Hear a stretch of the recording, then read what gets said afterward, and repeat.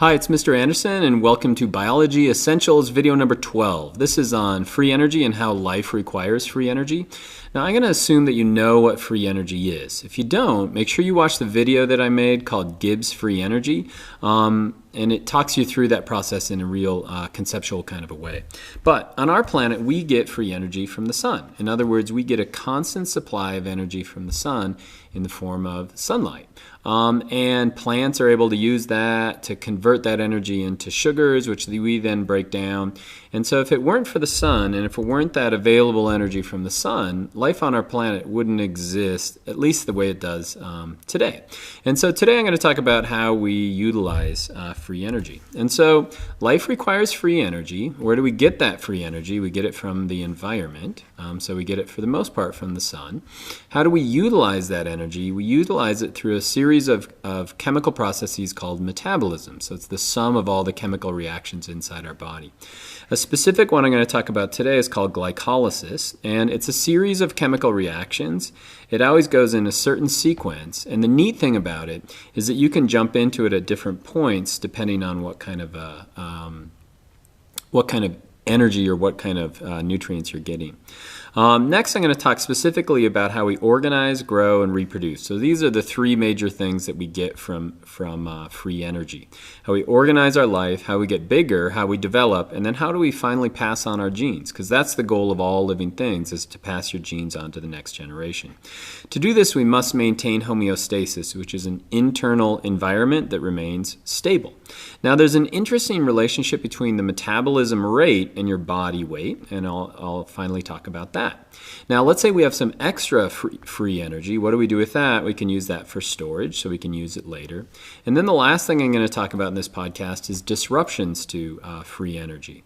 If we get disruptions to the free energy that we have in an individual, that can lead to death, but also those disruptions can lead to changes in a population or even an ecosystem. So that's what I want to talk about. First thing that you should know is that life requires order. In other words, it requires a lack of entropy, or a lack of disorder.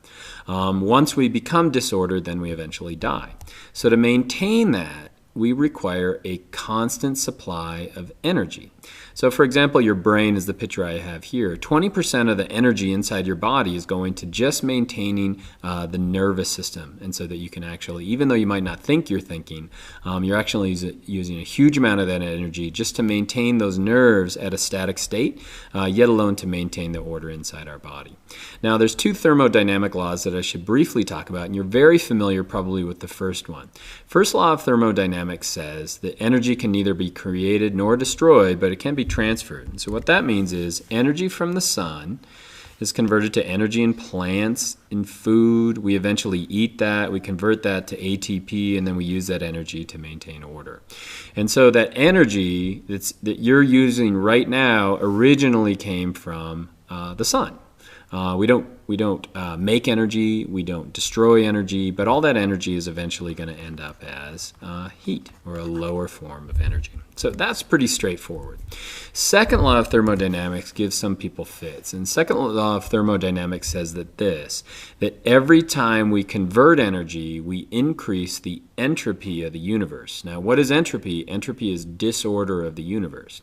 And so from the origins of our universe, from that first Big Bang to the formation of the galaxies and the evolution of those through time, the randomness of the universe is going to get greater and greater and greater. In other words, we're going to become less ordered as a universe. Now, what's interesting about that is some people have a problem with that, and they say that evolution violates that. They say that since entropy is increasing over time, how could you get something that is actually adding to the order of the universe, like evolution, running almost in the opposite direction for that? Example they say is, how could you get the formation of an eye from something as simple as just photoreceptors if things become greater and greater as far as their level of disorder over time? They'd be totally right if this was a closed system. In other words, since we constantly get energy from the sun, our planet does, and a constant supply of energy from the sun, we can actually become evolved, or we can gain greater order But we do that by increasing the disorder of the rest of the universe. And so the second law of thermodynamics only applies to a closed system. And since the Earth is far from a closed system, it doesn't violate the second law of thermodynamics. I love this progression right here on how we could go to the eye, because that was an argument that people had for evolution. What's the point of having, for example, like a half of an eye? How could you have gone from simple photoreceptors to an eye? Well, if you think about it, that each of these steps give you an advantage. So let's say we have an organism that can just sense light, so like a flatworm. It only goes where there is darkness, so it can avoid being dried out. Well, imagine if that membrane just gets folded in on itself. What does that give you? Well, these photoreceptors can see things coming over here. These things can see things coming over here. And so what you get is you can actually sense motion. And so the neat thing about evolution is that each of these steps gives an advantage to that organism. And also, we see organisms that have each of these different types of eyes. And so I think that's fascinating. And it doesn't fly in the face of second law of thermodynamics. It's an open system, and so we become more and more ordered at the expense of the disorder of our planet. So I wanted to talk mostly about metabolism today, and so how we utilize that energy. First process is called glycolysis, and this is shared by almost all living things on our planet. So that suggests it goes pretty far back. So to start glycolysis, which is the breakdown of glucose into pyruvate, you have to actually add a little bit of ATP. But eventually what you do is you break it into 2 molecules of pyruvate and you release more ATP and then a little bit of NADH. And we'll talk more about that in cellular respiration. Now, the process is not as simple as this. Like anything in chemistry, it's much more complex than that. And so let me show you the different steps in glycolysis. Glycolysis actually looks like this. So this would be right here. Let me get a different color. This would be glucose, which I just showed you, and then this would be pyruvate, and we're making ATP, and we're making NADH down here as well. And so there's a series of intermediates or steps that we must go through just to make that pyruvate. Now, this is found in almost all living things. And so bacteria, for example, we use glycolysis, just like we do. And it would be a pain if we ate lasagna and we had to have one pathway to release that energy, and we drank milk or ate strawberries. And since they each have a different sugar, it'd be a waste if we couldn't just use this one process. And so glycolysis is ubiquitous. It's used by almost all living things. So the neat thing is simple sugars like glucose enter right here. Galactose is found in dairy products, and it will actually jump into this glucose 6-phosphate. Fructose can jump in farther down the pathway. And glycogen is a number of different sugar molecules that we store. We use it for storage in living things. It can jump in right here. And so I don't want you to memorize any of these intermediates. It's important in glycolysis that you know where we start and where we begin. But also know this, that it's a systematic pathway, and you can jump into it at different points along the way. So what is free energy for? Well, free energy really does these 3 things in living organisms. It allows us to organize, it allows us to grow, and then it allows us to reproduce. Now, like I said, there's an interesting relationship between metabolism and the size. And it kind of goes like this. An elephant, which is a large organism, has a relatively low metabolism. And a mouse, which is really small, is going to have a high metabolism. Well, why is that?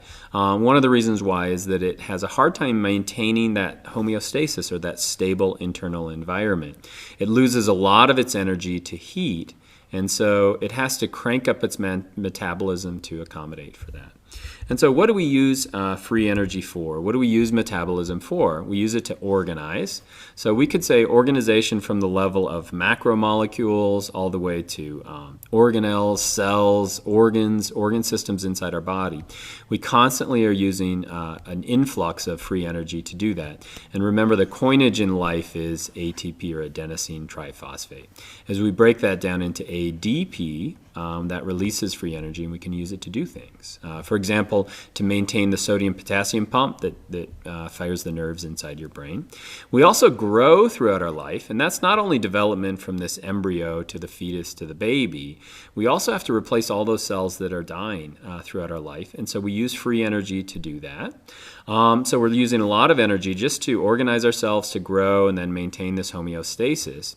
We use extra energy to do reproduction. And so the flowers of a plant are not there to maintain order or to grow. They're used to pass their genes to the next generation, to pass sperm and fertilize egg. And so reproduction is another way that we use metabolism inside our body. We always maintain homeostasis. Homeostasis is that internal stable environment. Now these turtles right here are ectotherms, and what that means is they maintain their body temperature by using their external environment. And so a turtle will be the same temperature as their surroundings. And so since metabolism is a bunch of chemical reactions, they don't run really well at low temperature. And so these guys are basking or sitting in the glow of sunlight to warm up their body so they can actually use that. And then finally, we can store energy. I'd said before that we can use it to store sugar and glycogen inside our body, but plants will store that in starch.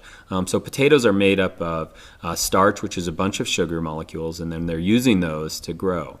And you see that if you leave the potatoes in your closet too long, they'll actually start to grow out of the closet if you forget about them.